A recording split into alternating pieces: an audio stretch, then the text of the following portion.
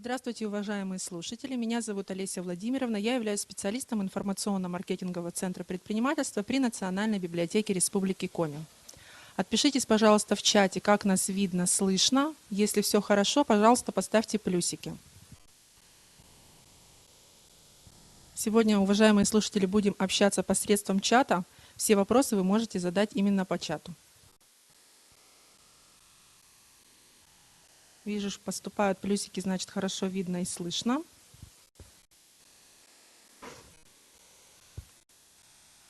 Отлично слышно и видно. Замечательно. Сегодня мы встретились на ежегодном, уже традиционном семинаре, который называется «Основные изменения в налоговом законодательстве в 2022 году».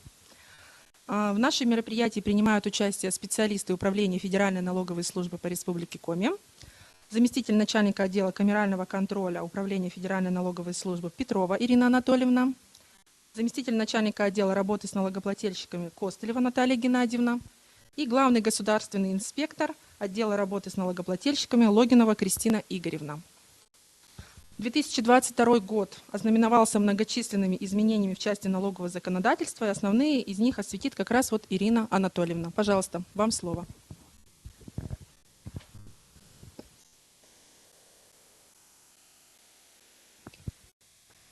Здравствуйте, уважаемые участники.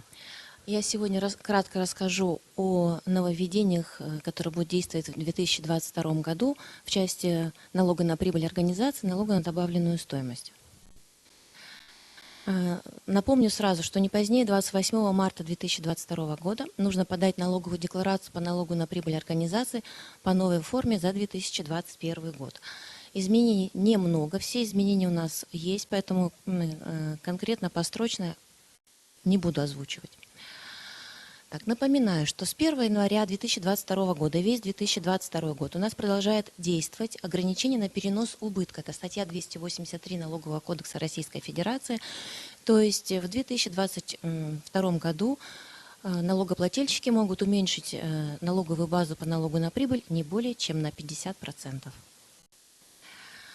Также законом 305 ФЗ от 2 июля 2021 года введены изменения в главу 251 Налогового кодекса.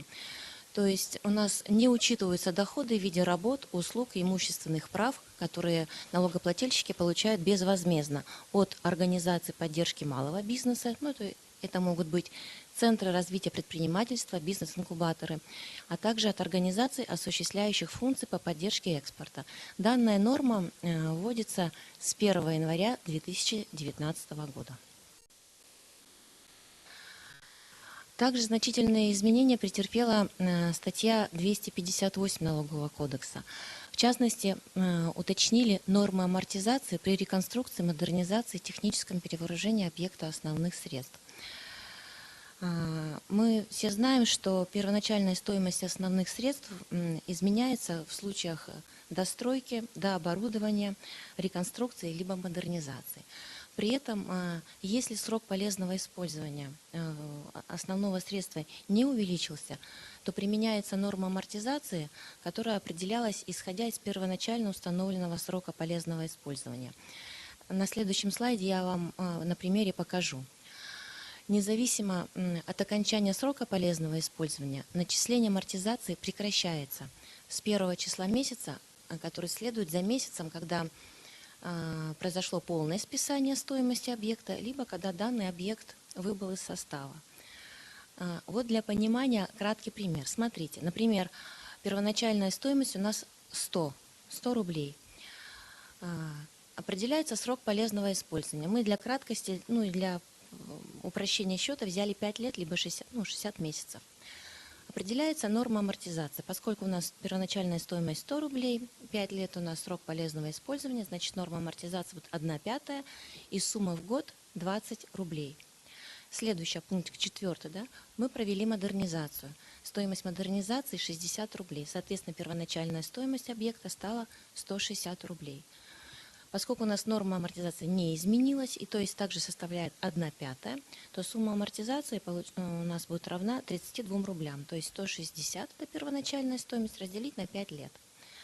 Остаточная стоимость, соответственно, определяется как остаточная стоимость первоначальная плюс сумма модернизации, это 60 рублей, минус начисленная амортизация, 68.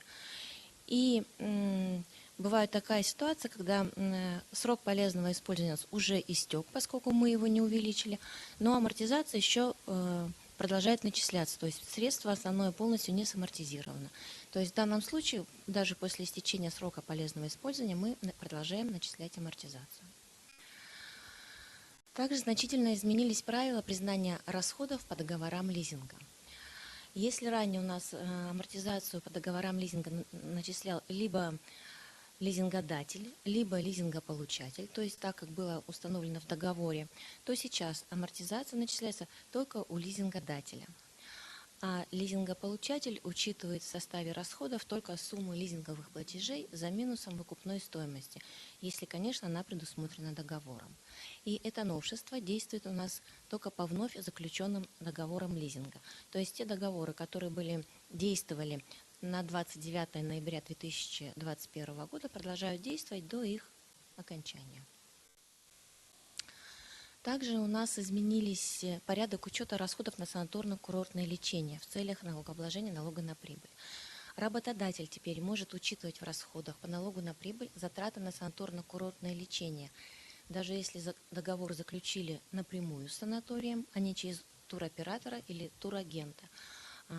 И работодатель компенсирует затраты как родителям, супругам или детям работников, так и самим работникам, соответственно. Но по данной норме есть ограничения, то есть такие расходы учитываются не более чем 50 тысяч рублей в совокупности за налоговый период.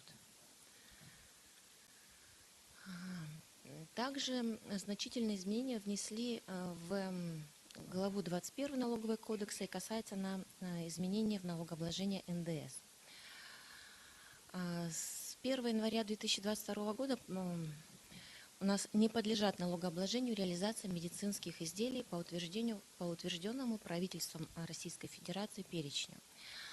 Значит, если ранее планировали ввести эту норму и освобождать медизделия только при наличии регистрационного удостоверения, действующего в Евразийском экономическом союзе, то сейчас, с 2021 года, то есть убрали эту оговорку, и не подлежит налогообложению реализация медицинских изделий, которые имеют сертификат либо регистрационное удостоверение, выданное в соответствии с законодательством Российской Федерации.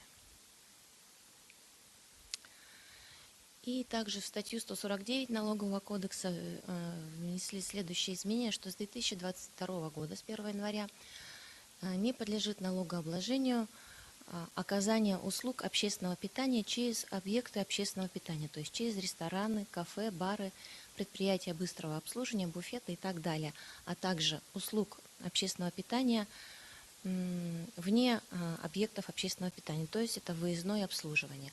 Но обращаю внимание, что данное освобождение не распространяется на реализацию продуктов отделами кулинарии, розничных продавцов или организациями и индивидуальными предпринимателями, которые занимаются заготовками либо розничной торговлей. Ну и кратенько скажу то, что у нас изменилось налогообложение УСН. Сразу напомню, что за налоговый период 2021 года сдать налоговую декларацию по упрощенной системе налогообложения необходимо по новой форме. Основные изменения – это изменились штрих-коды, это левый верхний угол. С титульного листа убрали код по АКВЭД, и также в налоговую декларацию введен код признака налоговой ставки. Он приводится в разделе 2.1.1 и в разделе 2.2. То есть, если налогоплательщик применяет общие ставки, то в поле отражают код 1. Если повышенные, то код 2. И также в указанных разделах введена новая строка для обоснования ставки по закону субъекта Российской Федерации. И еще напоминаю, что у нас право на применение упрощенной системы налогообложения сохраняется. В том случае, если доходы, определенные с начала года, превысили 150 миллионов рублей, но не превысили 200 миллионов рублей. А также, если численность в течение налогового периода превысила 100 человек, но не превысила 130 человек. Но в данном случае, если доходы налогоплательщика это сказать. Доходы сохраняются в этом коридоре, и расходы, численность налогоплательщиков также сохраняется в коридоре от 100 до 130 человек, то налоговая ставка у нас по упрощенной системе налогообложения применяется в размере 8% при применении в качестве объекта налогообложения доходы, и налоговая ставка в размере 20% при применении в качестве объекта налогообложения доходы, уменьшенные на величину расходов. Вот у меня кратко и все основные изменения. Спасибо большое, Ирина Анатольевна. Передаю слово Кристине Игоревне.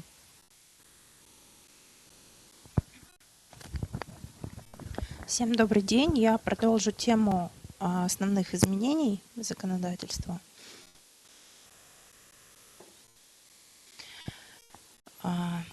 И начнем потихонечку. Значит, важное для организации предпринимателей с 1 января текущего года, что необходимо учитывать. На сегодняшний день переплату по налогу можно зачесть в счет уплаты взносов. Ранее налоги можно было засчитывать только в счет соответствующих налогов, а взносы в счет взносов, перечисляемых в бюджет того же фонда, в котором образовалась переплата. Вернуть переплату можно будет только после погашения всей недоимки. Эти изменения коснулись 78 статьи Налогового кодекса 379 федеральным законом. Также меняется порядок предоставления работодателям имущественных и социальных вычетов. Ранее уведомление на получение права работник предоставлял своему работодателю самостоятельно. С этого года налоговые инспекции будут в электронной форме передавать такие уведомления, подтверждающие право налогоплательщика, планируются, конечно, в формате PDF, то есть без участия самого гражданина. Также с доходов, полученных гражданами в 2022 году, можно будет предоставлять вычет на фитнес. Как уже ранее сказали про путевки, компенсация стоимости путевок не облагается налогом на доходы физических лиц, даже если эти расходы не учли при расчете налога на прибыль. Если за год работнику было выдано несколько путевок, то освобождение действует однократно. Кроме того, не облагается НДФЛ компенсация путевок также и для детей сотрудников в возрасте до 18 лет или до 24 лет, если ребенок учится по очной форме обучения. Ранее лимит возрастной ограничивался 16 годами. Звучал вопрос по поводу единого налогового платежа. Я обозначу коротко. Законодательство планируется изменяться в этом направлении, и планируется, что с 1 июля 2022 года организации и индивидуальные предприниматели смогут перечислять в счет уплаты налогов, взносов соответствующие виды исчислений, да, с помощью единого налогового платежа. Здесь что хочется сказать. Во-первых, это пока у нас будет проектом. Субъект должен подтвердить участие и согласие в данном проекте, потому что здесь идет завязка с казначейством, потому что единый казначейский счет у нас будет выступать агрегатором всех поступлений. Ну и как это вообще планируется? Это будет носить заявительный характер от налогоплательщика, то есть, чтобы получить право перечислять взносы единым налоговым платежом, изначально нужно будет провести сверку с налоговой службой, и эта сверка должна пройти без разногласий. После чего налогоплательщик подает заявление о применении особого порядка перечисления денежных средств. Затем, не позднее, чем за 5 дней до срока уплаты налога или аванса или взноса, налогоплательщик направляет в инспекцию соответствующее уведомление о начисленных суммах. Только после этого налоговый орган будет в автоматическом режиме с единого казначейского счета перечислять суммы в соответствии с теми налогами и уведомлением, которые предоставил налогоплательщик. КБК на 2022 год по основным налогам и взносам остаются без изменений на прежнем уровне. И хотелось бы отметить и акцентировать внимание частности организаций, о том, чтобы налогоплательщики вовремя заявляли свои налоговые льготы или сообщали об уничтожении или гибели объектов налогообложения в установленные формы. Сейчас чуть позже остановлюсь. Налог на имущество организации. Что у нас нового? Установлены общие сроки уплаты налога для всех регионов. Налог за 2021 года необходимо будет уплатить не позднее 1 марта 2022 года. Мы приходим по организациям аналогично, как и по гражданам, физическим лицам, к единому сроку уплаты. Авансовые платежи, сроки вы видите на слайде, перечислять не буду. Декларацию по налогу на имущество тоже сдают по обновленной форме. Начиная с отчетности за 2022 год, которая у нас будет предоставляться в 2023, не нужно будет включать в декларацию данные о недвижимости, которая облагается исходя из кадастровой стоимости. То есть этот год по объектам исчисления налога, которых идет по кадастровой стоимости, отчетность предоставляется последний год. По тем объектам расчет налога, которых исходя из инвентаризационной стоимости, балансовой, остается по прежнему порядку. По транспортному налогу и земельному налогу организацию. В сравнении с прошлым годом ничего не поменялось, сроки уплаты остались прежними, да, они также выпадают на 1 марта. Ну и в целях минимизации перерасчетов, особенностей для тех организаций, у которых на балансе числится несколько транспортных средств и земельных участков, налоговая служба рекомендует провести сверку таких налогоплательщиков с налоговой службой. Сверку можно провести по запросу выписки из Единого государственного реестра налогоплательщиков. В случае наличия расхождения, да, по этим данным с данными у налогоплательщика необходимо предоставить письменно заявление в налоговую службу по месту учета или нахождения объектов налогообложения. Ну и, соответственно, предоставить все подтверждающие документы основания. Если разногласий нет, но налогоплательщик имеет право на получение той или иной налоговой льготы, заявить свое право также рекомендуется до наступления срока уплаты. То есть, как минимум за месяц до наступления срока, то есть до конца февраля мы рекомендуем в добровольном порядке, да, заявить льготы по налогу на имущество, по налогу на транспортные и земельные налоги. Что касается физических лиц. Напомню, что сейчас проходит декларационная кампания по полученным доходам в 2021 году. Напомню, что не все доходы облагаются налогом на доходы физических лиц. Статьей 217 Налогового кодекса предусмотрен большой перечень доходов, которые полностью или частично освобождаются от налогообложения. Например, такие как государственные пособия, пенсии, стипендии, компенсационные выплаты. Кроме этого, таким категориям граждан, как предприниматели, нотариусы, адвокаты, необходимо декларировать свои доходы, полученные в 2021 году, также по форме 3 НДФЛ, до 4 мая. Вообще срок у нас 30, да, но с учетом праздничных нерабочих дней срок выпадает на 4. Налог, который возникает в соответствии с заполненной декларацией, необходимо будет уплатить не позднее 15 июля. Заполнить декларацию удобнее всего посредством личного кабинета, получить доступ для входа в личный кабинет налогоплательщика физического лица можно в любой налоговой инспекции, независимо от места жительства и места учета налогоплательщиков. Также осуществляется вход с помощью подтвержденной учетной записью от портала государственных услуг, или при наличии электронной цифровой подписи. Также, конечно, можно сдать декларацию через МФЦ, да, или непосредственно обратившись в налоговый орган лично, либо почтой. Что нового у нас в функционале личного кабинета налогоплательщика? С прошлого года, уже с конца прошлого года, функционал личного кабинета расширен. Теперь родители в своем личном кабинете могут видеть налоговые обязательства за своих детей. Раньше для того, чтобы видеть обязательства по несовершеннолетним детям, необходимо было на каждого члена семьи, да, заводить личный кабинет, либо в случае неполучения уведомления обращаться в налоговую инспекцию.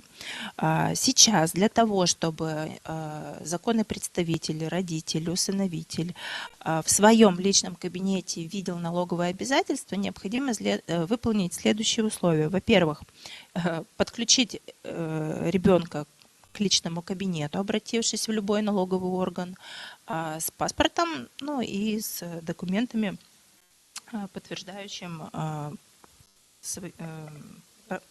родственные права, да, то есть свидетельство о рождении, свидетельство об опекунстве. После чего родителю необходимо зайти в свой личный кабинет в разделе «Профиль» во вкладке «Семейный доступ», добавить туда своего несовершеннолетнего ребенка, то есть ввести его ИНН, фамилию, имя, отчество, дату рождения, и направить запрос на подтверждение. После того, как родитель направляет запрос в личный кабинет ребенка, то есть родителю нужно зайти в личный кабинет ребенка и подтвердить этот запрос. После того, как с личного кабинета ребенка будет запрос подтвержден, вот на первой картинке слева можно будет увидеть, как информация о несовершеннолетних детях будет отражаться в личном кабинете родителя. То есть после того, как все процедуры запросов и подтверждений успешно пройдены, то после этого родители будут видеть все налоговые обязательства по своим несовершеннолетним детям. Ну и такая информация будет содержаться в личном кабинете родителя до наступления 18 лет ребенка.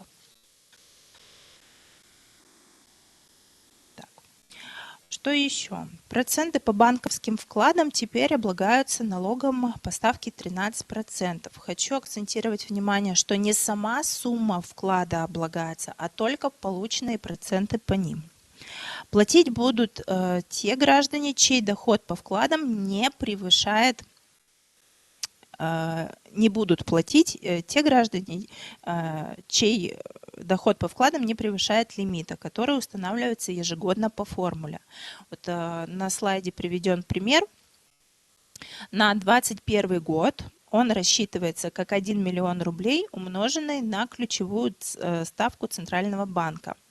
На 2021 год ключевая ставка Центробанка составляла 4,25%. То есть, если мы умножаем полученные суммы, у нас получается, что 42,5 тысячи – это необлагаемый доход, полученный по вкладу в 2021 году. Ну, давайте вот возьмем на примере, чтобы было вообще понимание. Допустим, налогоплательщик в 2021 году открыл вклад в банке на сумму 1 400 000 рублей. Годовая ставка процентная по вкладу составила 6,2% годовых.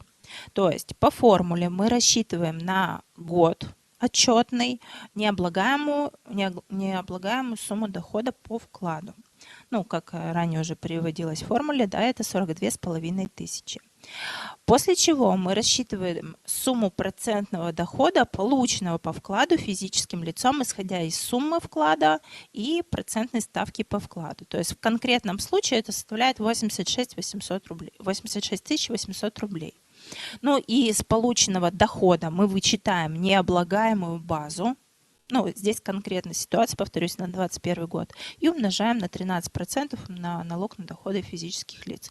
То есть в данном примере сумма налога составит только 5759 рублей. Хочу отметить, что гражданину не нужно будет никуда обращаться. Банки самостоятельно передают информацию о выплаченных процентах за 2021 год в налоговую службу.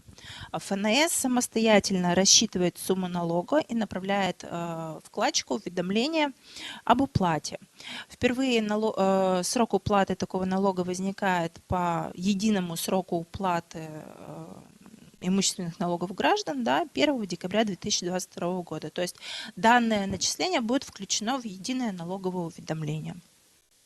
Исключение составляет информация о доходах по счетам, процентная ставка по которым в течение всего года не превысила 1% годовых, а также по счетам escrow. Такие счета не облагаются. Ну, еще раз акцентирую внимание на том, что облагается не вся сумма дохода, а только часть, которая превышает необлагаемую сумму дохода на конкретный год, исходя из формулы. Что касается освобождения от налога на доходы физических лиц по новым правилам. Семьи с 2 и более детьми в целях улучшения жилищных условий смогут получить освобождение от налога независимо от того, как долго жилье находилось в собственности. Для этого необходимо одновременное соблюдение следующих условий. У налогоплательщика или его супруги есть не менее 2 несовершеннолетних детей или детей в возрасте до 24 лет, которые учатся по очной форме обучения. Второе условие. Продавец, то есть сам налогоплательщик, приобрел жилье взамен проданного в том же календарном году, когда была совершена сделка, или не позднее 30 апреля следующего года. То есть если мы говорим про отчетный год 2021, да, либо новое жилье должно быть приобретено также в 2021 году, либо не позднее 30 апреля текущего года. Также продавец приобрел жилье после сделки, да, большей площади или с большей кадастровой стоимостью. Кадастровая стоимость продаваемого помещения не превышает 50 миллионов рублей. И на момент, основной очень такой важный момент, да, что на момент продажи жилья ни один из членов семьи не обладал и не был собственником какого-либо другого жилья, чья площадь превышала другую половину приобретаемой недвижимости. Освобождение от НДФЛ в данной ситуации не распространяется на граждан, имеющих в собственности дорогостоящее жилье или несколько объектов недвижимости. Изменения уже касаются сделок, которые у нас были совершены после 1 января 2021 года. Ну и самые такие основные изменения в части декларирования доходов граждан. Начиная со сделок 2021 года, те налогоплательщики, чьи сделки в 2021 году были совершены в пределах размера установленного налогового вычета по продаже имущества. Напомню, что по жилью, то есть дома, квартиры, комнаты и земельные участки, необлагаемая сумма дохода у нас составляла 1 миллион рублей. По иному имуществу, транспортам, гаражам и нежилым помещениям данный вычет составлял 250 тысяч рублей. То есть ранее, независимо от того, какая сумма сделки была у налогоплательщика, да, если собственность была продана в период менее чем минимально предельный срок владения объектом, с 2016 года этот минимальный срок составляет 5 лет, в порядке дарения наследования это 3 года, то обязанность у налогоплательщика сохранялась. На сегодняшний день со сделок, начиная с 2021 года, такая обязанность отменена. Но хочу обратить внимание, что для сделок, совершенных после 1 января 2016 года, действуют особенности определения налоговой базы, которые устанавливаются статьей 214.10 Налогового кодекса. Ну вот на слайде приведены примеры, да, ну вот, допустим, возьмем, что если собственность находилась у налогоплательщика менее минимального срока владения, то есть меньше, чем 5 лет, но сумма сделки по договору не превысила 1 миллиона рублей, да, то тогда декларация налогоплательщикам не сдается. В случае того, что если сделка превысила установленный лимит, да, необлагаемой суммы вычета при продаже, то в этом случае, конечно, декларация сдается в установленные сроки, в установленном порядке. Ну и новый налоговый вычет у нас действует по доходам, полученным с 1 января 2022 года. Это социальный вычет на физкультурно-оздоровительные услуги. Вычет предоставляется как на расходы самого налогоплательщика, так и за услуги, оказанные их несовершеннолетним детям. Для получения вычета необходимо в виде подтверждающих документов предоставить договор на оказание услуг, ну и кассовые чеки по расходам. Обращаю внимание, что для получения такого вычета организации или индивидуальный предприниматель, которые оказывают эти физкультурно-оздоровительные услуги, должны быть включены в перечень Министерства спорта РФ. На официальном сайте Минспорта в разделе о налоговом вычете за спорт можно ознакомиться со всем перечнем таких организаций. Но из прошлого года у нас действует упрощенный порядок получения налоговых вычетов по НДФЛ.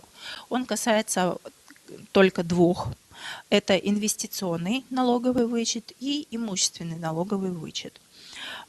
Коротко напомню о том, что упрощенный порядок предполагает беззаявительный порядок получения возврата 13% по приобретению жилья или сумме уплаченных процентов, ну и по приобретению, по инвестиционному вычету.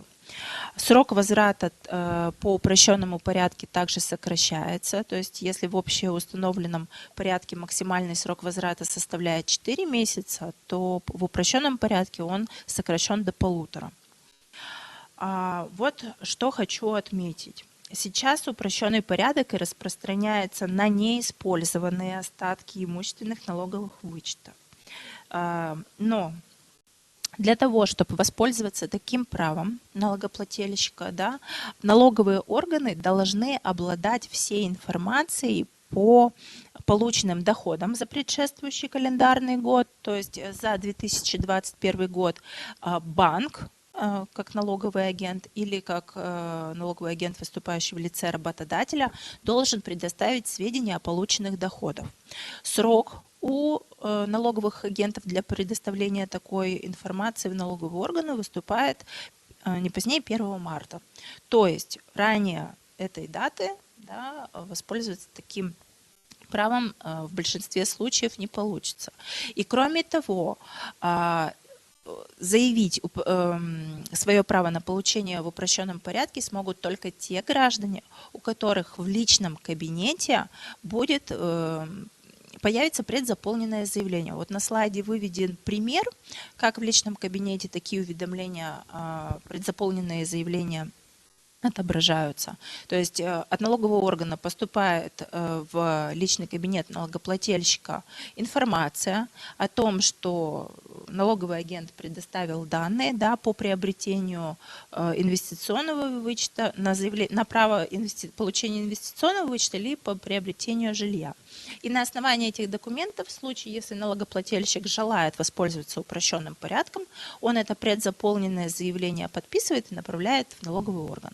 То есть никаких подтверждающих документов не нужно будет, мы будем предоставлять вычет на основе имеющихся данных и в ускоренные сроки. На бумаге такое заявление налогоплательщик не сдает. То есть упрощенный порядок, он на то и упрощенный, чтобы взаимодействие происходит в электронной форме. Обращаю внимание на то, что поступает очень много вопросов от налогоплательщиков в части получения имущественного вычета в упрощенном порядке. Банк, с помощью которого происходила покупка недвижимости, чьи кредитные средства были использованы, должен быть включен в перечень и являться участником электронного взаимодействия с ФНС. На сегодняшний день их всего 5. Это банк ВТБ, Тинькофф банк в части предоставления имущественных вычетов.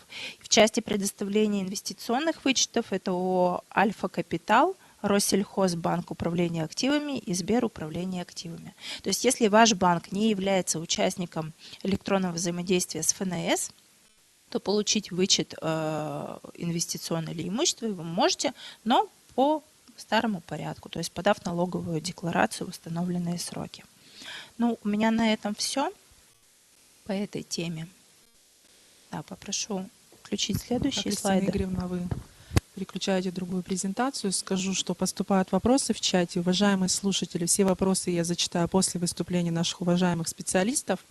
Я их вижу, поэтому на все вопросы ваши ответят.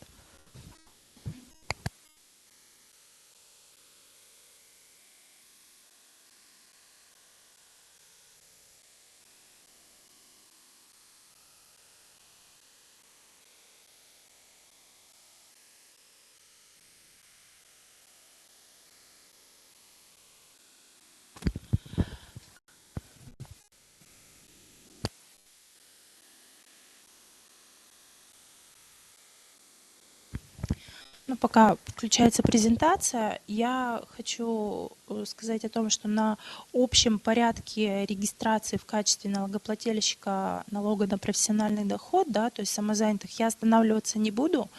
Вся подробная информация по порядку регистрации, о способах регистрации размещена на сайте Федеральной налоговой службы в разделе «Налог на профессиональный доход». С этой информацией можно ознакомиться в общедоступном доступе. Хочу отметить, какие следующие моменты.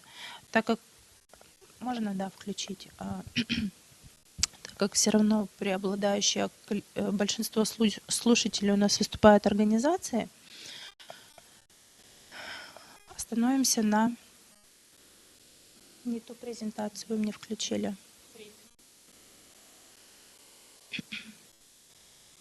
Самозанятые, да. Угу. Так, я сейчас секундочку быстро пролистаю эти основные моменты положения. Остановлюсь на злоупотреблениях при применении труда самозанятых граждан. На сегодняшний день самозанятыми выступают не только физические лица, но и индивидуальные предприниматели, которые выбрали данный режим налогообложения. То есть НПД самозанятость выступает не дополнительным налогом, а специальным налоговым режимом. Еще раз напомню, что те предприниматели, которые сохраняют статус индивидуального предпринимателя, то есть не закрывают предпринимательство, а переходят на режим самозанятости, необходимо в установленные сроки подать в налоговый орган сообщение о прекращении старого специального налогового режима. Если налогоплательщик не предоставляет в налоговый орган такого уведомления, то его постановка на учет в качестве самозанятого будет аннулирована. Также хочу остановиться на тех моментах, при которых нельзя использовать данный режим. Это превышение дохода от осуществляемой предпринимательской деятельности свыше 2,4 миллиона рублей в год. Также привлечение к этой деятельности наемных работников или приведение этой деятельности сам самозанятый имеет работодателя, с которым заключен трудовой договор. Также запрещена перепродажа товаров. Здесь на данном режиме налогообложения разрешено продажа товаров только собственного производства. Также запрещена реализация подакцизных товаров и товаров, подлежащих обязательной маркировке. Ну и наличие наемных работников. Какие контрольные мероприятия проводятся? С целью недопущения подмены трудовых отношений ФНС проводит следующие мероприятия. Это автоматизированный контроль получения самозанятыми дохода от бывших или текущих работодателей и аффилированных лиц и регулярный анализ поведения и взаимосвязи самозанятых граждан и их клиентов, в том числе до введения режима самозанятости. Ну и контрольные мероприятия в отношении компаний, которые имеют признаки незаконной оптимизации налогообложения. Какая ответственность за установленное нарушение? За сокрытие доходов самозанятым предусмотрена ответственность, установленная 129 статьей Налогового кодекса. То есть при первичном нарушении это 20% от суммы полученного дохода, при повторном нарушении 100% полученного дохода. В случае выявления подмены трудовых отношений на должностное лицо и организации также накладывается административная ответственность на должностное лицо в размере 10, штраф в размере от 10 до 20 тысяч рублей и на организацию от 50 до 100 тысяч рублей. Так, ну, ФНС, конечно же, держит руку на пульсе и не допускает злоупотреблений данным режимом. Что понимается под злоупотреблением режимом самозанятости? Это, конечно же, в первую очередь подмена трудовых отношений. Подмена трудовых отношений гражданско-правовыми, когда компании заставляют работников регистрироваться в качестве самозанятых. Используют это, конечно, недобросовестные организации для экономии на выплате НДФЛ и страховых взносов. Немножко расскажу порядок. Служба получает сведения о доходах самозанятых, которые попадают в контрольно-аналитическую систему в режиме онлайн. То есть все сведения о полученных доходах самозанятых генерируются в единой системе и анализируются с помощью нескольких параметров. Часть из них приведена на слайде. Исходя из установленных параметров, организации отбираются в группу риска для дальнейших контрольных мероприятий. ФНС постоянно развивает и совершенствует эти алгоритмы по выявлению организаций, относящихся к группе риска. Кроме этого, ведется проактивная работа с самими самозанятыми, то есть которые выступают потенциальными работниками организаций и нарушителей. В ближайшее время в мобильном приложении «Мой налог», да, в котором у нас администрируются все доходы, полученные самозанятыми, будет возможность формировать жалобы на работодателей, которые принуждают своих работников становиться самозанятыми, несмотря на то, что фактически отношения имеют место трудовые отношения.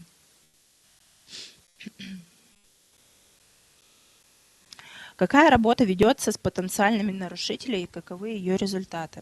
Ну, сразу скажу, что все равно ФНС вступает в диалог с такими организациями. Сразу карательными мерами мы налогоплательщиков не наказываем. Все равно даем возможность представить какие-либо пояснения. Поэтому первым этапом при выявлении таких организаций, ну или индивидуальных предпринимателей, служит разговор, да, то есть налоговая служба направляет налогоплательщику информирование о том, что он включен в риск, да, и в целях снижения своего риск-балла для проведения контрольных мероприятий налогоплательщику предоставляется возможность либо добровольно уточнить свои налоговые обязательства, либо предоставить какие-либо пояснения. В отношениях остальных организаций, которые упорно игнорируют требования налоговой службы, проводятся мероприятия налогового контроля. Там уже применяются сопутствующие, да, меры и санкции. Да. Конечно же, налогоплательщик в случае несогласия с выводами налоговой службы вправе обжаловать решение в досудебном, ну, либо в судебном порядке. Ну вот для наглядности приведу несколько цифр. Допустим, за октябрь 2021 года услугами самозанятых воспользовались более 1500 организаций и предпринимателей. Из них в зону риска по выявленным правонарушениям попало всего 34 организации, или если перевести в процентное соотношение, это всего 2%. В Республике Коми установлены, например, такие риски, когда, ну, почему плательщики попадали? Плательщик НПД сдает в аренду имущество или транспортное средство своему же работодателю, в том числе бывшему работодателю. Когда предприниматель-клиент ежемесячно перечисляет плательщику НПД сходные суммы дохода. То есть здесь у нас возникает риск продолжительности работы и периодичности выплат. А также является единственным клиентом налогоплательщика НПД. Ну вот на примере бухгалтерские услуги, консультационные, юридические, транспортные. Здесь момент обращается на оплату, когда оплата производится ежемесячно, независимо от объема оказанных услуг. То есть, очевидно, подмена трудовых отношений. Да? Ну и выплаты носят продолжительный систематический характер вне зависимости независимо от фактических объемов, а не по факту подписания акта приемки работы другое. Здесь также хочу отметить следующий момент, что для исключения из числа рискованных организаций ФНС принимает только документы, которые оформлены надлежащим образом. То есть договоры, акты приемки работ. Если у налогоплательщика в качестве пояснений предоставляется договор, из которого невозможно установить, какие именно работы, услуги передавались плательщикам НПД, то, конечно, здесь сложно говорить о том, какие документы, такие документы сложно признать объективными причинами для снижения налоговых санкций, либо исключения организаций из риск-группы. Ну, в принципе, у меня все.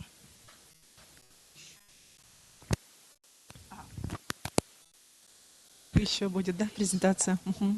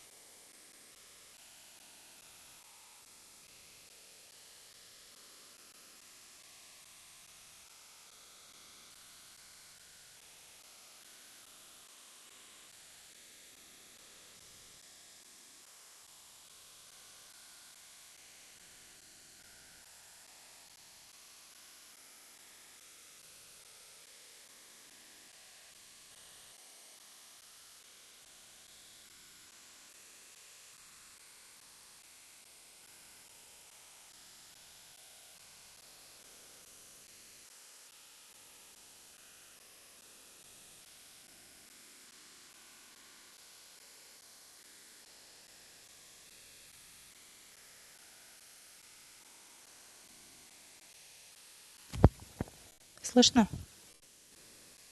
Те организации, которые не прошли переаккредитацию, да, удостоверяющий центр, который не прошел переаккредитацию, электронные подписи таких удостоверяющих центров прекратили свое действие 1 января текущего года. То есть эти подписи являются недействительными. Те удостоверяющие центры, которые прошли переаккредитацию по новым правилам и выпустили подписи до 1 января текущего года, такие подписи продолжают свое действие до окончания срока действия ключа электронной подписи. Но и с 1 января текущего года ФНС выступает основным удостоверяющим центром, да, на базе налоговой службы выдаются подписи. Конечно же, есть исключения. Значит, согласно поправкам в закон об электронной подписи с 2022 года удостоверяющие центры не смогут выдавать подписи юридическим лицам. Поэтому руководители будут получать свои рабочие подписи в удостоверяющих центром ФНС и его доверенных лицах. Руководители банков и государственных органов нужно обращаться за подписями в удостоверяющие центры Центробанка и казначейства Российской Федерации соответственно. Для других сотрудников организаций и обычных граждан процесс получения подписи не изменится. То есть они, как и прежде, могут обращаться в аккредитованные удостоверяющие центры за получением и выпуском электронных подписей. Куда следует обращаться, чтобы получить электронную подпись? Ну, у нас на сегодняшний день действует принцип экстерриториальности получения электронной подписи, то есть можно обратиться почти в любой налоговый орган, независимо от места учета организации, места жительства индивидуального предпринимателя или нотариуса. То есть в любой налоговый орган. Перечень налоговых органов, осуществляющих выпуск по выдаче КЭПа, размещен на сайте Федеральной налоговой службы.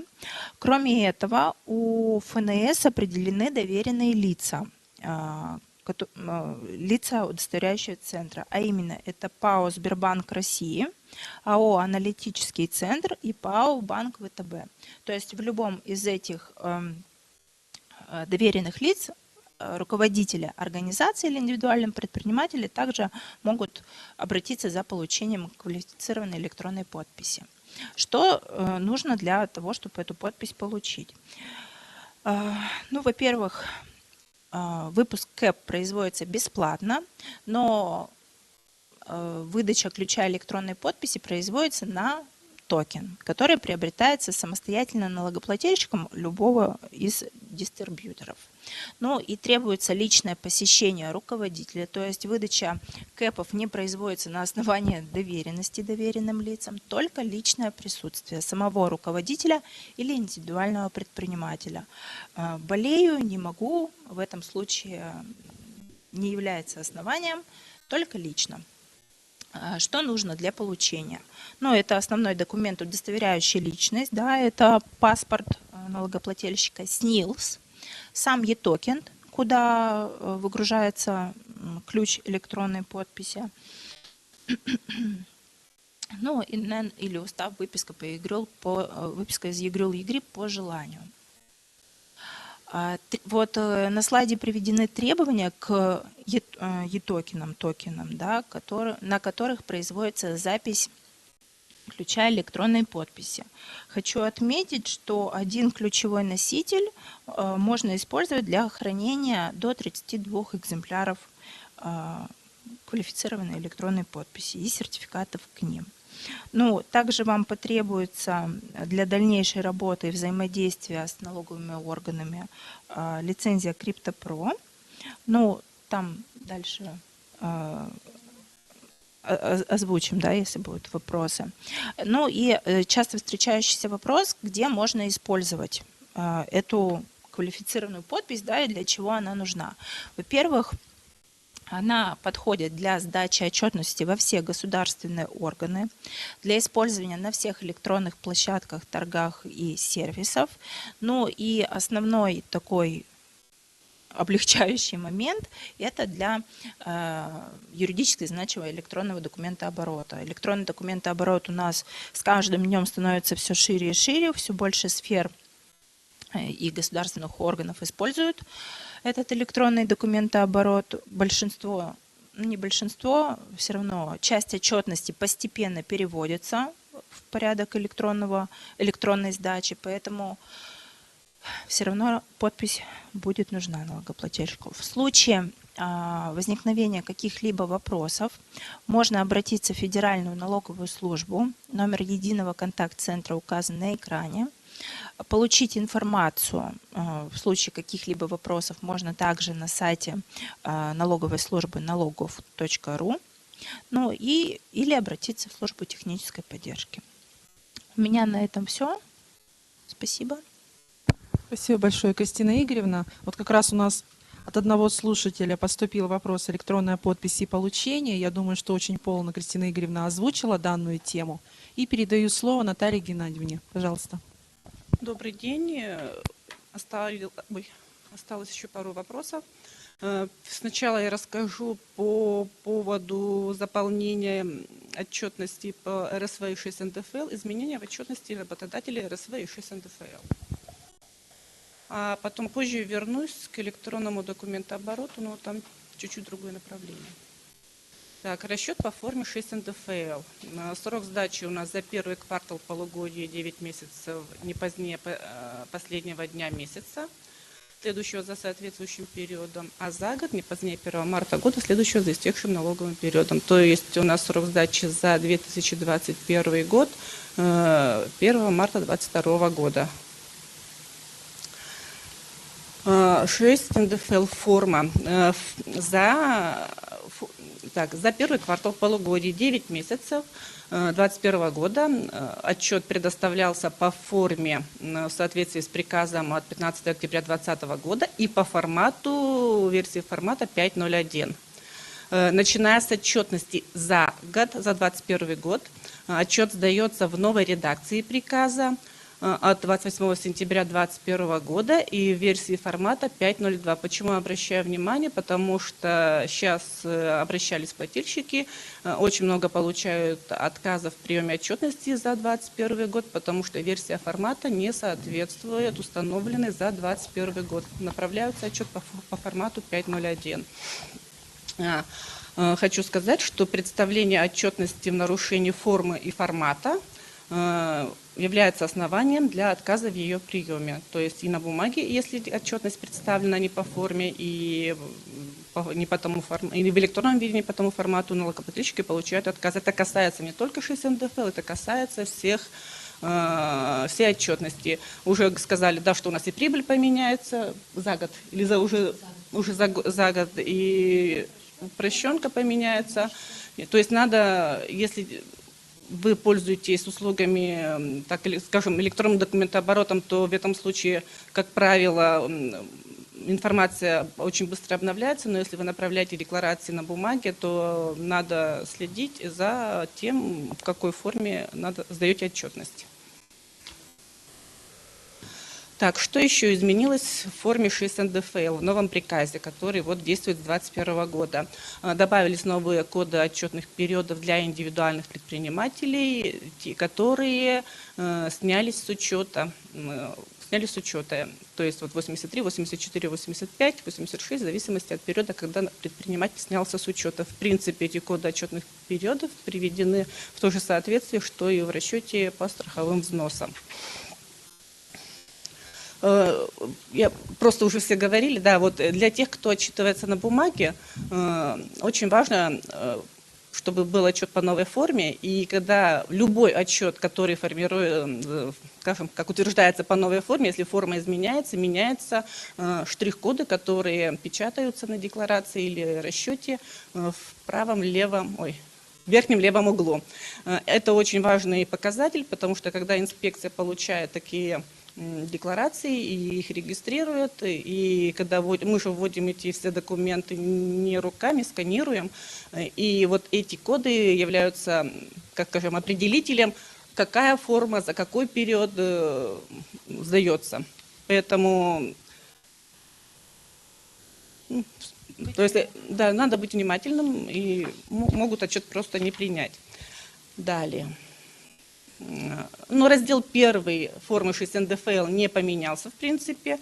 Единственное, что хочу сказать, что раздел 1 указываются сроки перечисления налога и суммы налога, удержанного за последние 3 месяца отчетного периода. То есть раздел 1 заполняется не нарастающим итогом, он заполняется за 3 последних месяца отчетного периода. Если сдаете за год, то значит раздел 1 заполняется за октябрь, ноябрь, декабрь.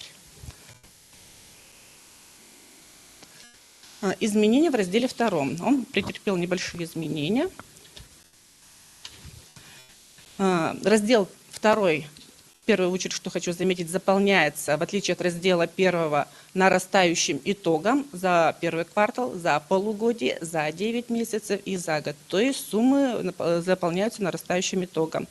В разделе 2 указываются обобщенные по всем физическим лицам сведения, суммы начисленного и фактически полученного дохода, суммы исчисленного и удержанного налога по соответствующей налоговой ставке. Если налоговый агент выплачивал физическим лицам в течение налогового периода доходы, облагаемые по разным ставкам, то раздел 2 заполняется для каждой из этих ставок налога.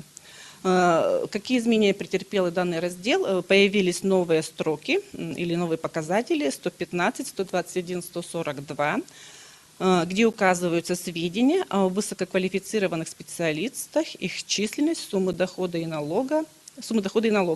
Высококвалифицированный специалист – это иностранный специалист, иностранец, у которого есть специальное разрешение на работу. То есть ему выдают разрешение, где он указывается, что это высококвалифицированный специалист. И в этом случае НДФЛ с зарплаты таких высококвалифицированных специалистов удерживается сразу по ставке 13%, а с суммы, превышающей 5 миллионов, 15%. То есть независимо от того, является он резидентом, не является он резидентом в данном случае. Хотела листнуть.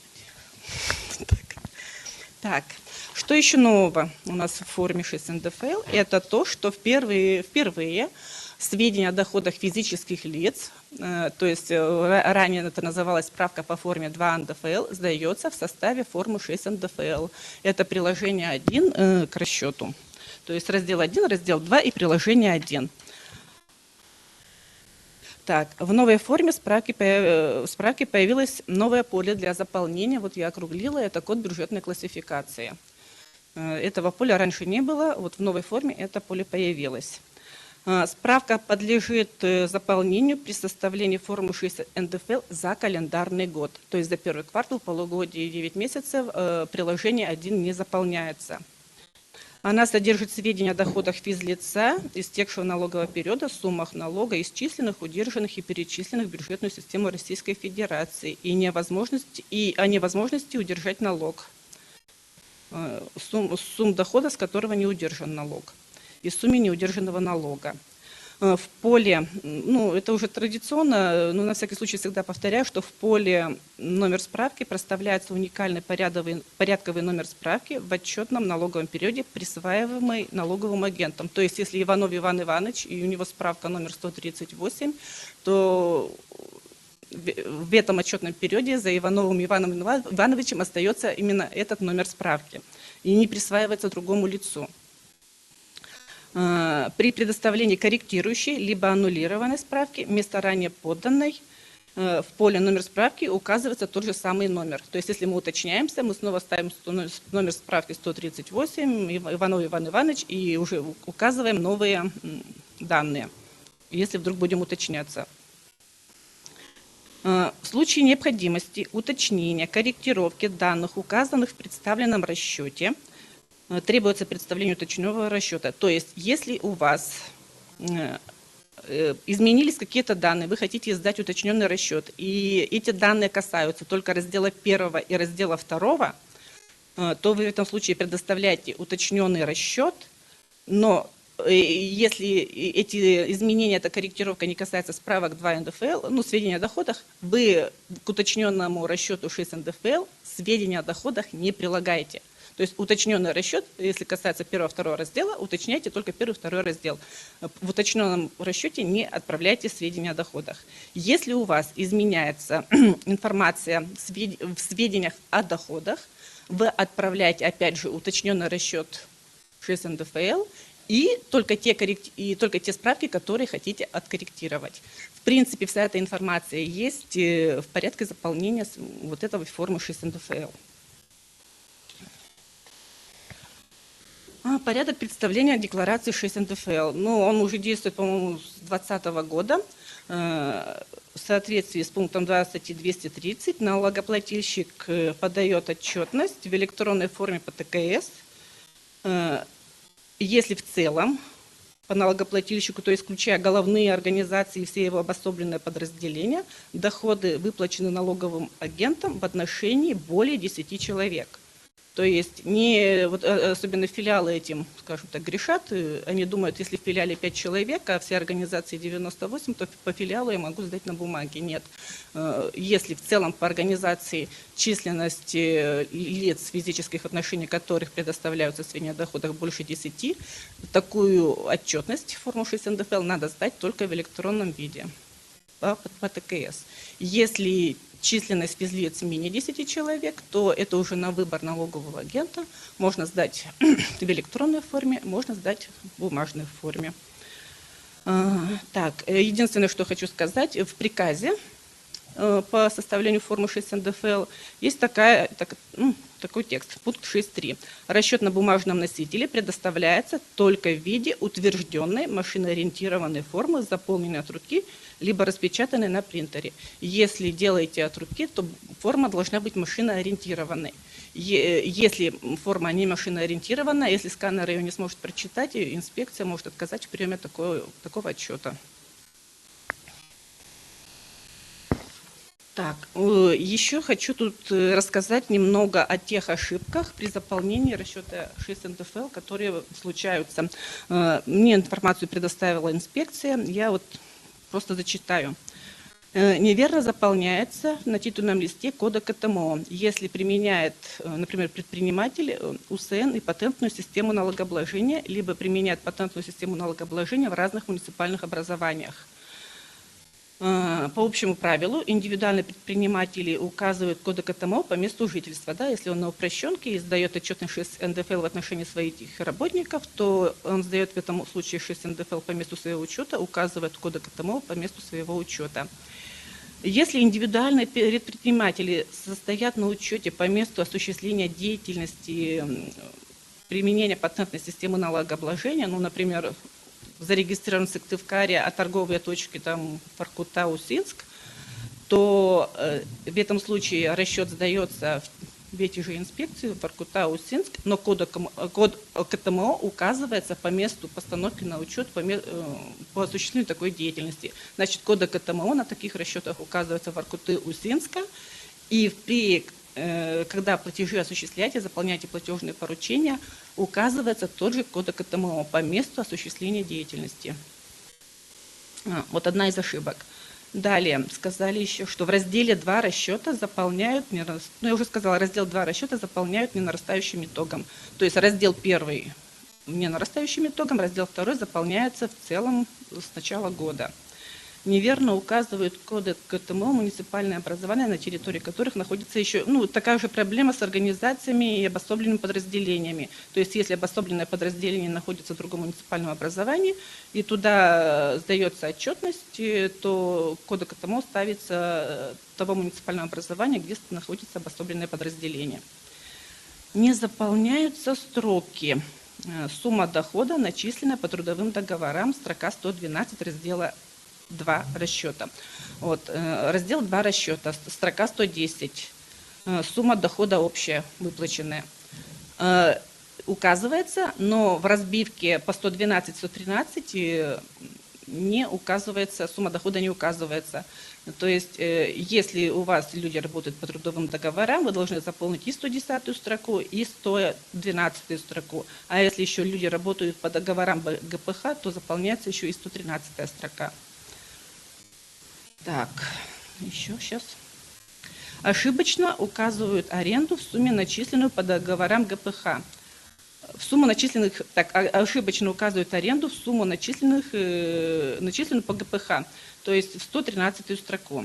Выплаты арендной платы физическому лицу по договору аренды производятся не в рамках трудовых отношений, и договор аренды не относится к договорам гражданско-правового характера. Их следует указывать только в строке 110. Данные выплаты в строку 113 не отражаются. Так, и далее еще следующая ошибка. Строка 113. Сумма дохода, начисленная по договорам КПХ в расчете 6 НДФЛ равна нулю, а в расчете по страховым взносам за аналогичный период сумма выплат, начисленная физлицам по договорам КПХ, не равна нулю. То есть не соблюдается контрольное соотношение между двумя разными формами отчетов. Расчетом по страховым взносам и с формой 6 НДФЛ. Ну, в принципе, по 6 НДФЛ, наверное, вот это основное. Так, что еще нового? Про путевки, в принципе, я это не переставила. Да, про путевки уже сказали. Куда там, наверное, перескочила? Вот, да. Введены новые коды доходов. То есть приказом ФНС 28 сентября 2021 года введены новые коды доходов и вычетов. Разделили коды доходов от сдачи в аренду жилого и нежилого имущества. Выделили отдельно суточные, превышающие 700 рублей командировочные, да, на территории Российской Федерации и превышающие 2500 рублей при командировках за рубеж. И от кода вычета 324 отдельно выделили стоимость приобретенных налогоплательщиков за счет собственных средств лекарственных препаратов. И отдельный код вычета у нас по физкультурно-оздоровительным услугам появился. Ну, их на самом деле больше, я выбрала только такие самые основные. Про путевки сказали. Так, расчет по страховым взносам. Срок сдачи не позднее 30 числа месяца, следующего за расчетным периодом. То есть за 2021 год, вот уже у нас скоро наступит срок отчета, 31 января 2022 года. Форма у нас за 2021 год не меняется, то есть весь 2021 год мы сдаем по форме по приказу от 18 сентября 2019 года, но начиная с отчетности за первый квартал 2022 года появилась новая форма. То есть мы в апреле будем сдавать уже отчет по новой форме. Приказ от 6 октября 2021 года. Также, опять же, изменены штрих-коды для тех, кто будет сдавать отчетность на бумаге. Изменения. Большинство изменений в расчете связано с переходом на прямые выплаты пособий по Фонд социального страхования. В частности, предусмотрено следующее. В разделе 1 исключили строки 120, 130, их вообще уже нет. Если еще за 2021 год мы сдаем, эти строки есть, с 2022 года эти строки исключили. Так, в приложении 2, ну, это касается, вот эти строки 120, 123, это касается отражения превышения расходов на выплату страхового обеспечения над исчисленными взносами на случай временной нетрудоспособности в связи с материнством, тогда, когда у нас были суммы к возмещению. В приложении 2 к разделу 1 исключены поля и строки для указания признаков выплат расходов на выплату пособий, зачетная система и прямые выплаты. Раньше там была, да, галочка, у нас мы ставили либо 1, либо 2. Теперь вообще эти, как скажем, коды и поля убрали. Строка суммы страховых взносов к уплате не предполагает возможности исчисления превышения расходов над взносами, так как прямые выплаты, и вообще исключены приложения 3-4 к разделу 1. Также в них приводилась информация о выплатах пособий страхователям, которые должен был возместить Фонд социального страхования. То есть все, что касается Фонда социального страхования, очень достаточно резко сократили расчет по страховым взносам. В принципе, больше изменений в этом отчете нет. Остальное все осталось как и прежде. Опять же, определяя способ подачи расчета по страховым взносам, нужно учитывать количество физических лиц, которым вы начисляли выплаты в текущем году. Расчет по страховым взносам в электронном виде по ТКС нужно сдавать, если численность таких лиц превысила 10 человек. То же самое касается вновь созданных организаций. Если численность 10 и менее человек, плательщики опять же могут выбрать для себя, как сдавать, либо в электронной форме по ТКС, либо в бумажной форме. Далее, если плательщики страховых взносов и формы 6 НДФЛ обязаны сдавать отчетность в электронной форме, но сдали на бумаге, в этом случае налоговый орган не отказывает, как, например, по налогу на добавленную стоимость, да, там сразу считается расчет непредставленным. Таких норм по 6 НДФЛ и РСВ нет. Налоговый орган примет такие расчеты, но будет предъявлен штраф за нарушение способа представления отчета за 200 рублей за каждый документ. Статья 119 Налогового кодекса. Так, про зачеты и страховые взносы, в принципе, уже говорили, что налоги теперь, если до 1 января 2022 года налоги можно было зачесть налоги, а взносы, то теперь налоги можно здесь зачесть и в налоги, и взносы, и возврат осуществляется только после зачета всех задолженностей, в том числе и по взносам. Так, пределы. Ну, предельная база по страховым взносам у нас изменилась на 2022 год. Постановление правительства от 16 ноября 2021 года. Вот, 1 032 000 рублей для взносов по временной нетрудоспособности в связи с материнством и 1 565 000 рублей для пенсионных взносов. Если выплату в пользу физлица с начала года превысили пороговое значение базы, то по общему правилу страхователь должен платить пенсионные взносы по тарифу 10%, а на больничные взносы перечислять вообще не нужно выше этого порога. Так, дальше. Стоп.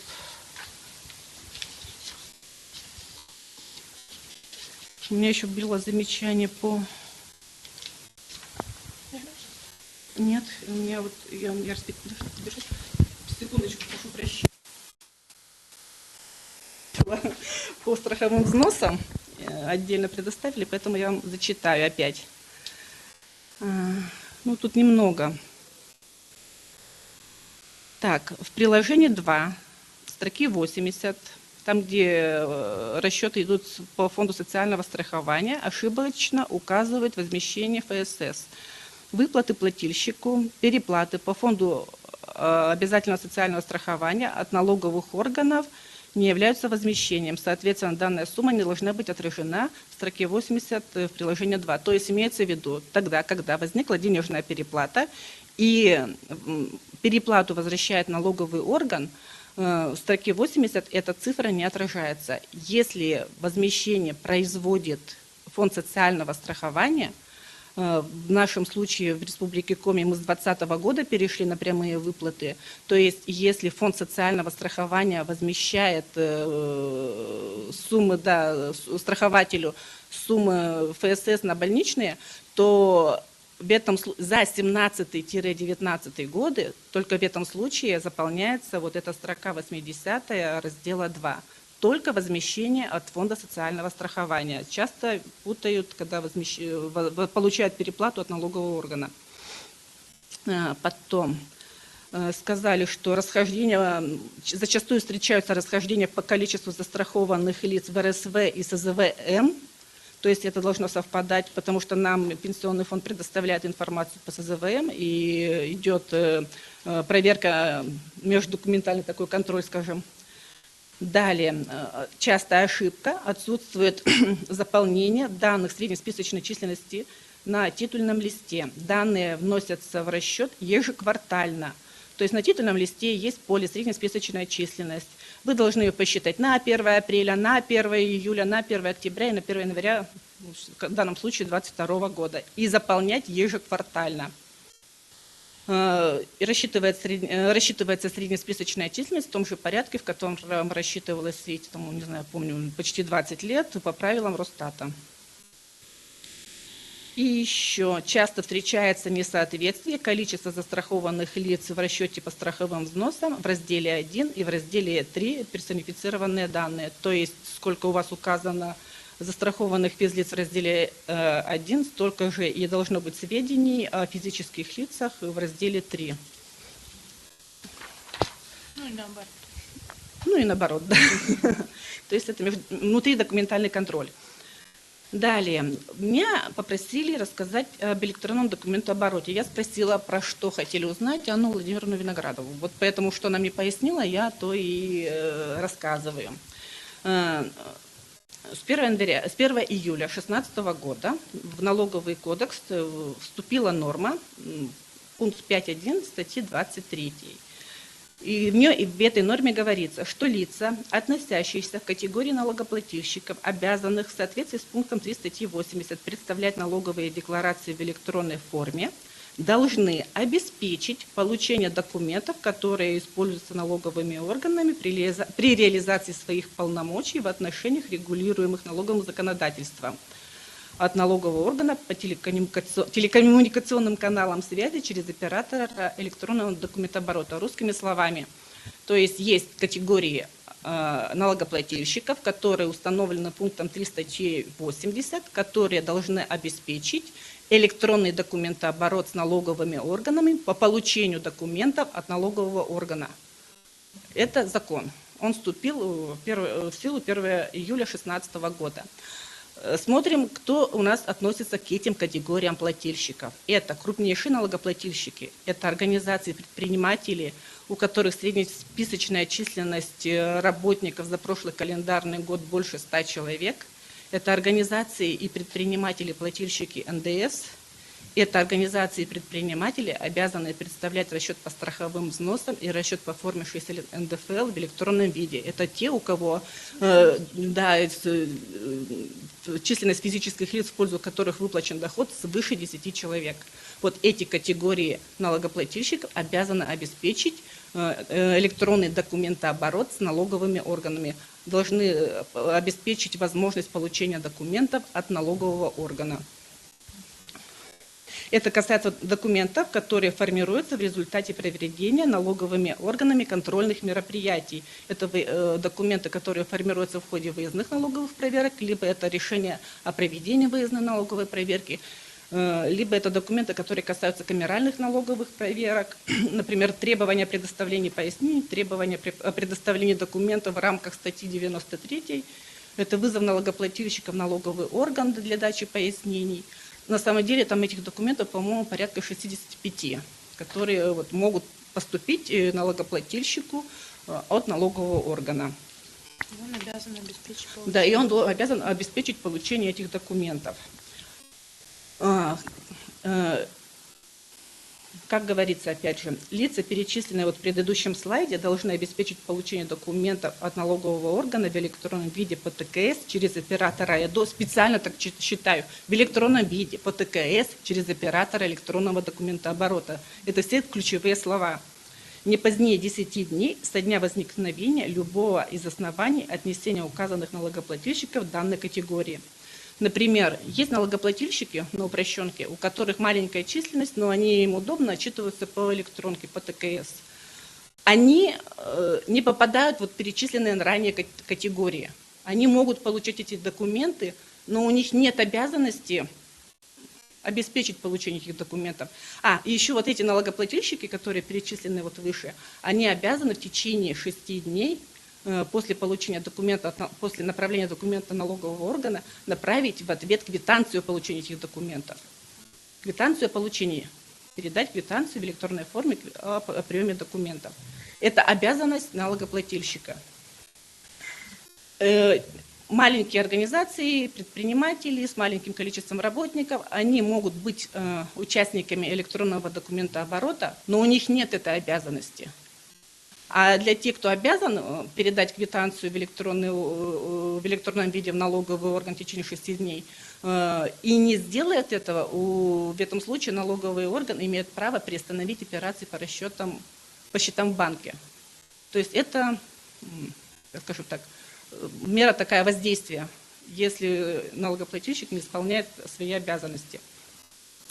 Например, ситуация такая, у тех, у кого больше 100 и крупнейшие налогоплательщики все это знают, но меня больше всего беспокоят такие налогоплательщики, которые не НДСники, но у которых вдруг численность с работников выросла и стала больше 10. То есть такой налогоплательщик мог отчитываться и на бумаге, мог отчитываться и в электронной форме, но у него не было никаких обязанностей. И вдруг у него численность увеличилась, и такой налогоплательщик в течение 10 дней обязан заключить договор с оператором электронного документооборота. Руководитель такой организации должен получить ключ электронной подписи. И в этом случае, когда уже договор заключен, ключ получен, считается, что обязанность налогоплательщика по подключению, по обеспечению получения документов уже исполнена. Вот. Есть такая еще возможность, что вот этой же 23 статьей предусмотрено, что, как правильно сказать, в этих отношениях между налоговым органом и налогоплательщиком может участвовать и уполномоченный представитель. Но для того, чтобы уполномоченный представитель участвовал в этих отношениях, обязательно должна быть оформлена доверенность на этого уполномоченного представителя. Должен быть договор между оператором ЭДО и уполномоченным представителем. Должна быть получена квалифицированная подпись уполномоченного представителя. Должен быть договор между уполномоченным представителем и налогоплательщиком на представление интересов. И должна быть доверенность на получение документов от налогового органа. Именно на получение, либо на полное полномочие, либо на получение документов от налогового органа.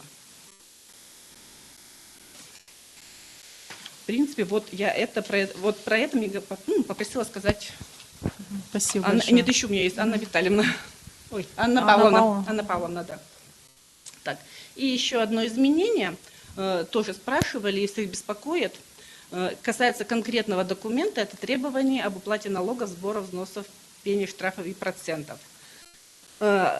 Статья 76 Кодекса, в ней говорится, что требование по уплате налога может быть передано руководителю организации либо физическому лицу лично под расписку, направлено по почте с заказным письмом, передано в электронной форме по телекоммуникационным каналам связи или через личный кабинет налогоплательщика.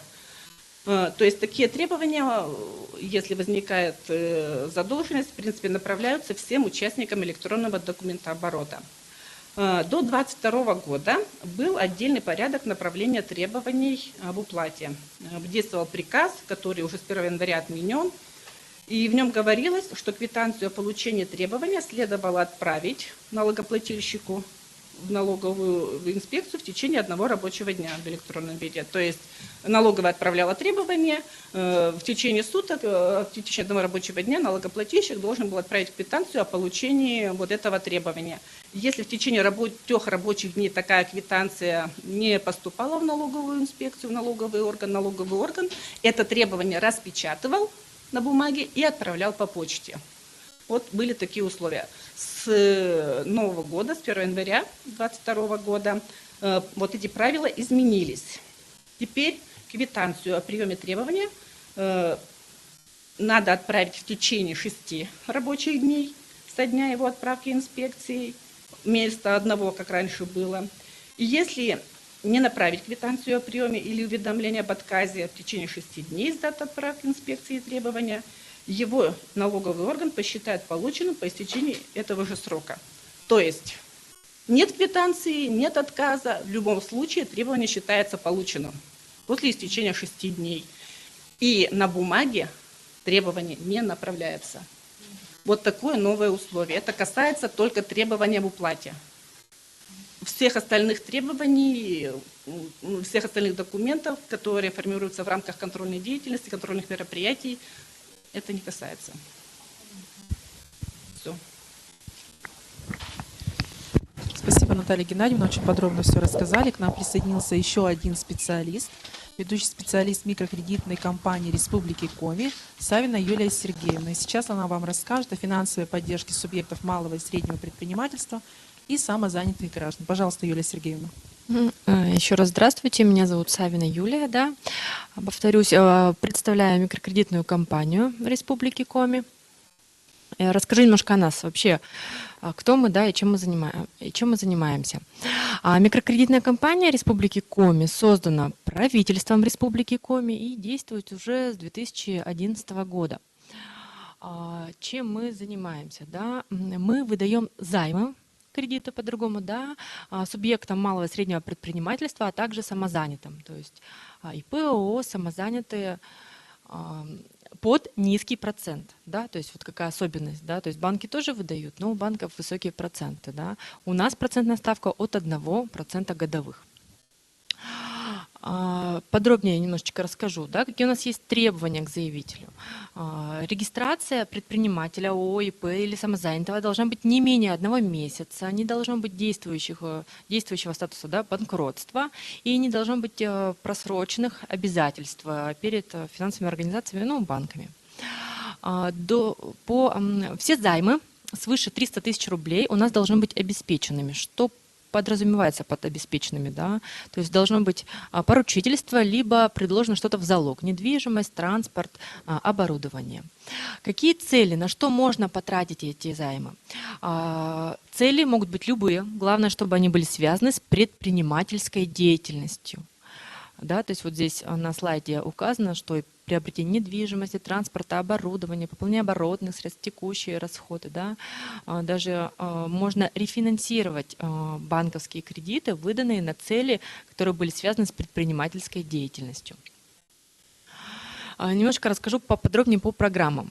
Программа «Самозанятый». В чем ее особенности, да? Главная особенность, наверное, это ставка. Это 1% годовых. Срок займа до 3 лет. Сумма займа до 500 тысяч рублей. Следующая программа, да, программа «Старт». Программа для начинающих предпринимателей, которые только зарегистрировались от 1 месяца, да, но им не более 1 года. Это ИП, ООО.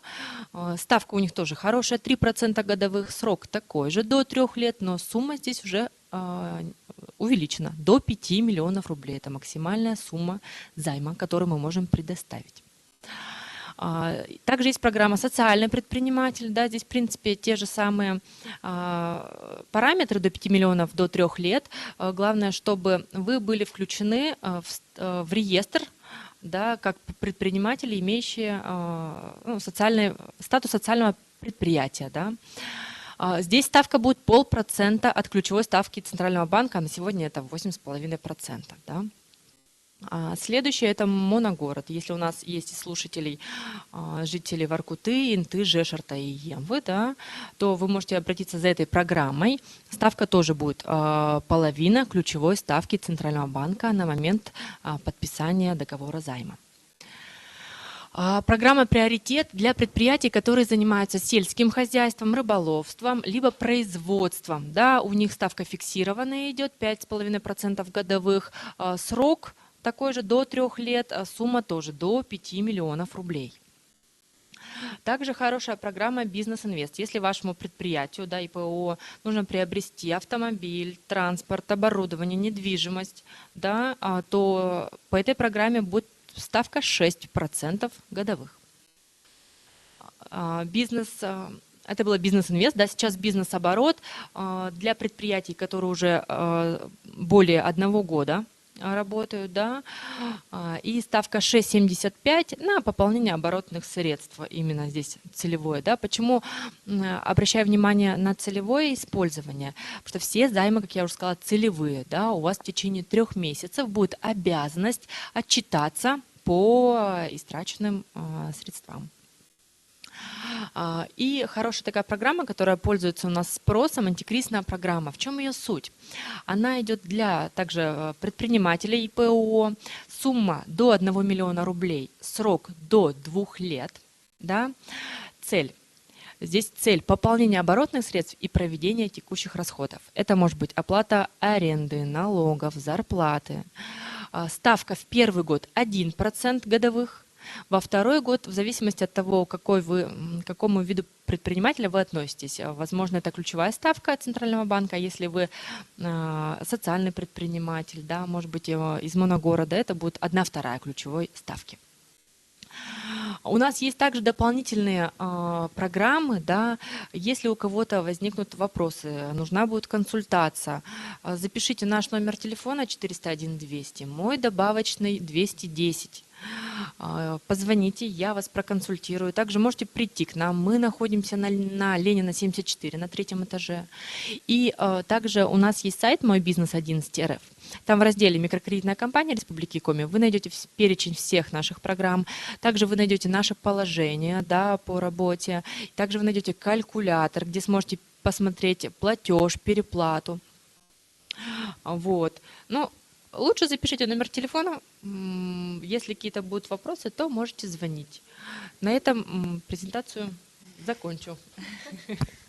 Спасибо, Юлия Сергеевна. Вот как раз у нас был один из вопросов, да, для поддержки социальных предпринимателей. Я думаю, что им стоит обратиться к вам. Телефончик, надеюсь, записали. Вот. Если Да, что, мы конечно. будем перенаправлять, можно звонить нам 255-422, добавочный 561. Мы будем перенаправлять в АО, да, микрокредитную компанию как раз к Юлии Сергеевне. А сейчас у нас поступило много вопросов в чате, пока мы вещали. Начнем с самого первого. Буду зачитывать. Если основные средства проданы в ноябре 2021 года, как учесть неучтенные расходы? Включить остаточную стоимость в расходах?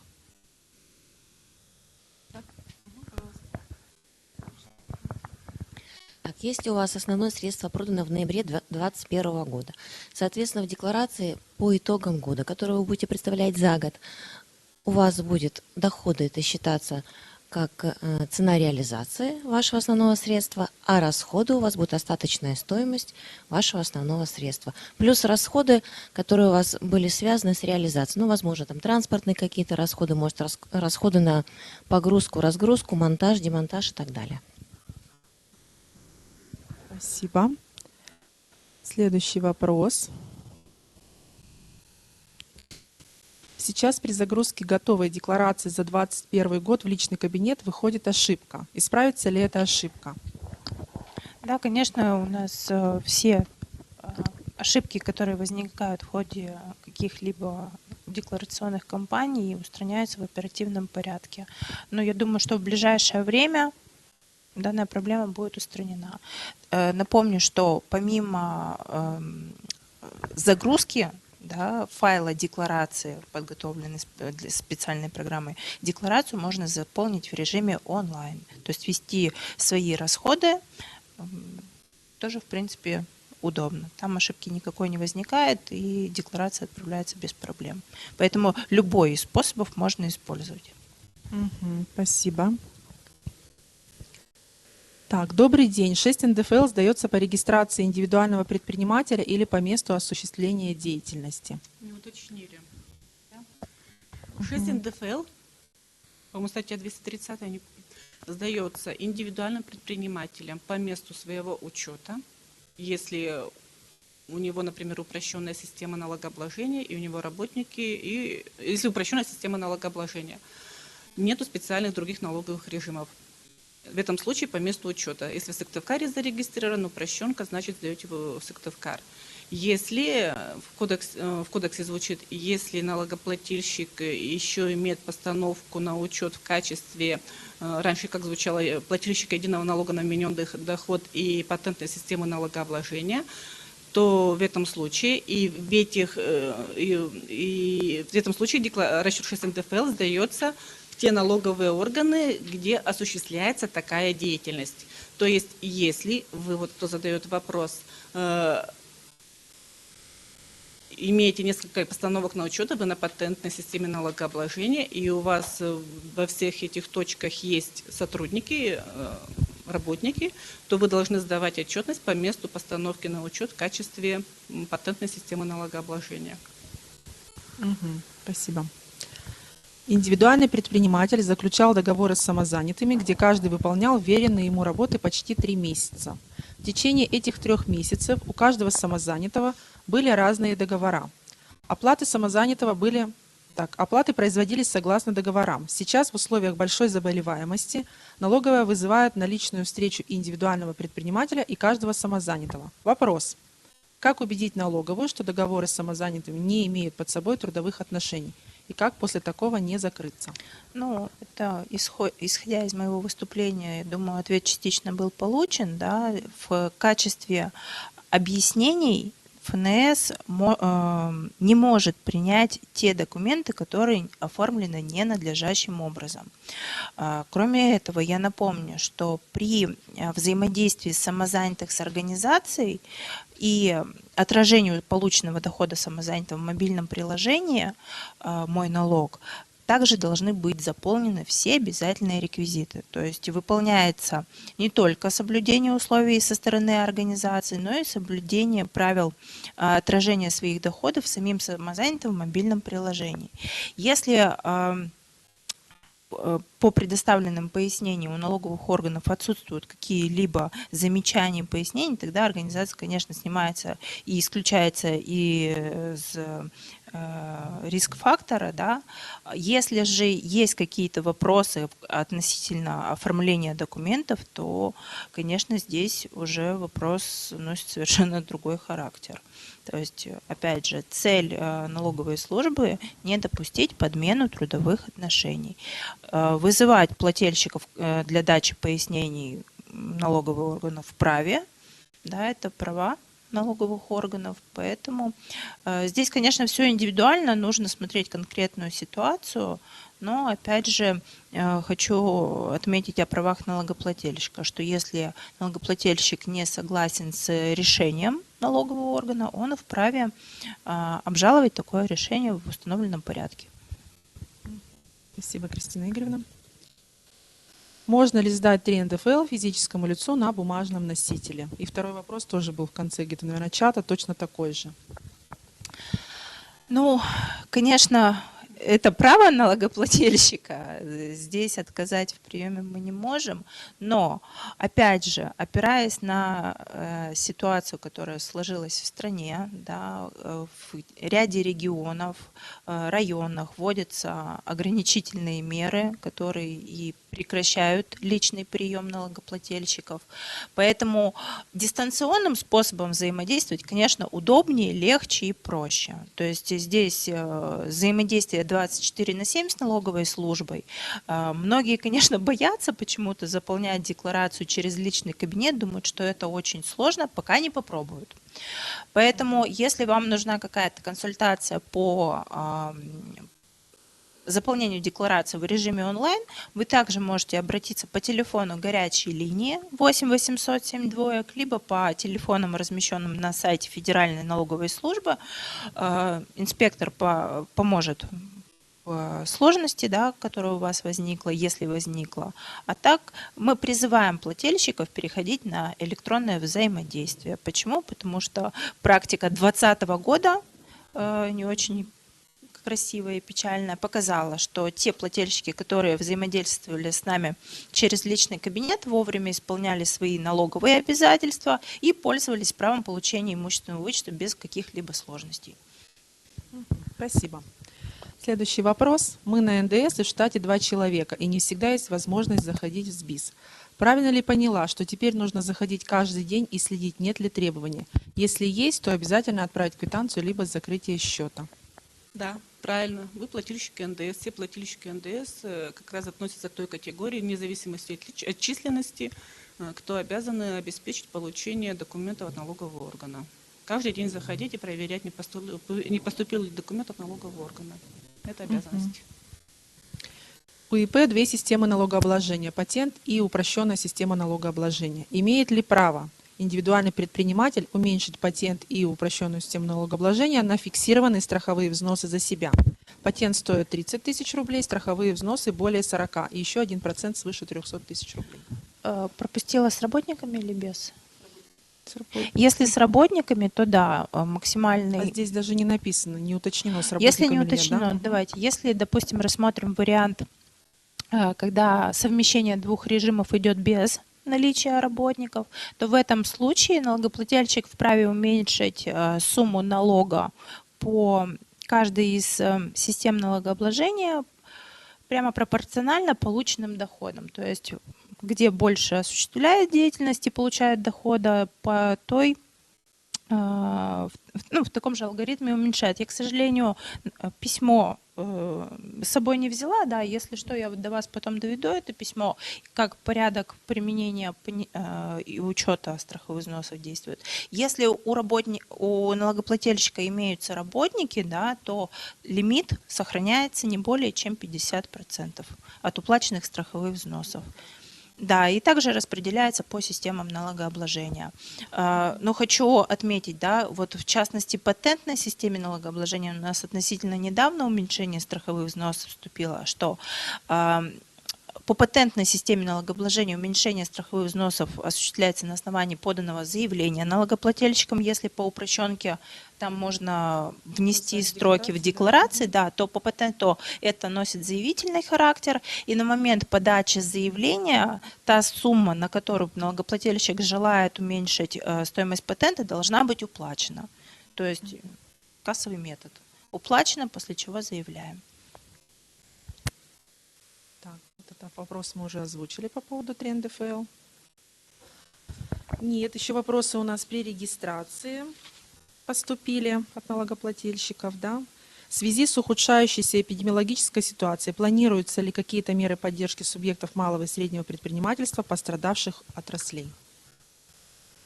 Ну вот кроме того, что микрокредитная организация, да, нам предложила свои продукты. Ну, мы орган исполнительной власти, да, начнем с этого, да. Конечно, если правительством будут приняты какие-либо федеральные законы о поддержке субъектов малого и среднего предпринимательства по конкретным критериям и категориям, то, конечно, эта поддержка будет предоставлена. Мы опираемся на действующее законодательство, которое действует здесь и сейчас.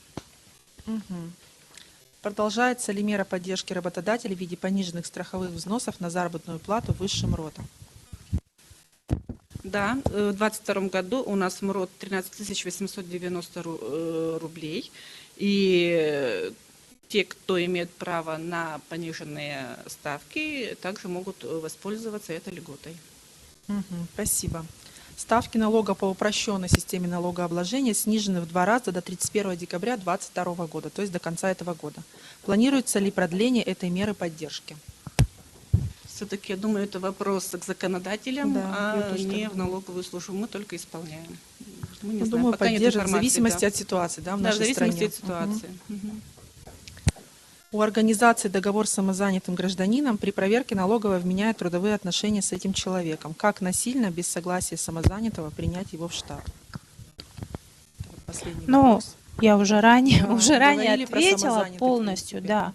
То есть в рамках контроля налоговые органы вправе запрашивать пояснения. Мы вступаем в диалог. Опять же, повторюсь, что мы не только карательными мерами, мы и в добровольном порядке просим уточниться. Если плательщик не согласен, да, как уже ранее отметилось, все зависит от того, каким образом, надлежащим или ненадлежащим, оформлены документы. Как насильно, без согласия самозанятого, принять его в штат? Никак. Думаю, никак. да. Никак, да. Без его согласия тем более, да? Спасибо большое, коллеги. Было достаточно полно все освещено. Если будут какие-то вопросы, уважаемые слушатели, прошу писать нам на нашу электронную почту центра, либо звонить по ранее озвученному мною телефону. Возможно, какие-то возникнут вопросы после просмотра. В записи, вот как раз тут спрашивают, будет ли запись на нашем сайте, на нашем канале. Будет записи данного вебинара обязательно. Можете просмотреть, возникнут какие-то вопросы, написать нам на электронную почту центра. Если возникнут какие-то вопросы конкретно, Кристина Игоревна, Наталья Геннадьевна, Ирина Анатольевна озвучивали, что можно обратиться на горячую линию, да, Федеральной налоговой службы 8 800 7 двоек. Пожалуйста, не стесняйтесь, спрашивайте, звоните, пишите. Я добавлю еще, что в случае каких-либо вопросов в части работы с налогоплательщиками вы можете обратиться по номеру 200917. Это отдел работы с налогоплательщиками Управления налоговой службы. Там уже точечно будем решать вопрос по существу. Спасибо всем. Завершаем вебинар. Всего доброго, до свидания.